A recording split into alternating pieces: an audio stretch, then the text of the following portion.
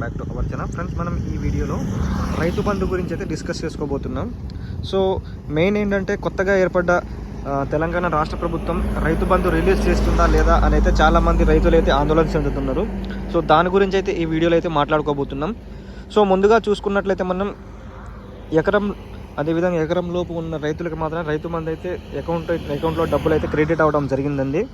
So ఒకవేళ మీకైతే ఈ ఇన్ఫర్మేషన్ తెలియకపోయి ఉంటే దగ్గరలో ఉన్న బ్యాంక్కి వెళ్ళి తెలుసుకోండి, మీ అకౌంట్లో డబ్బులు అయితే జమ కావడం జరిగింది.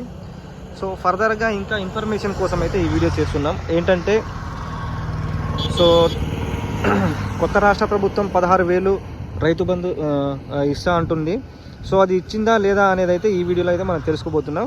ప్రజెంట్ అయితే లాస్ట్ టైం బీఆర్ఎస్ ప్రభుత్వం ఎంతైతే ఇచ్చిందో అదే అమౌంట్ కొనసాగిస్తుందండి.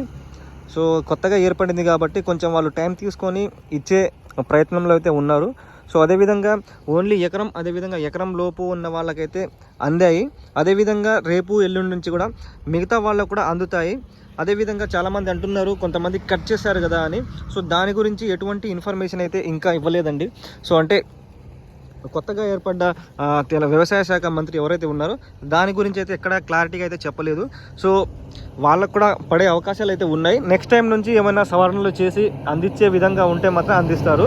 అదేవిధంగా లేకుంటే రెగ్యులర్గా ఏ విధంగా ఇస్తారో అదేవిధంగా కూడా ఇవ్వచ్చు. అంతేగాని ఇప్పుడు వరకు అయితే ఎటువంటి ఇంటిమేషన్ అదేవిధంగా ఎటువంటి అంటే రూల్స్ అనేవి పెట్టలేదండి.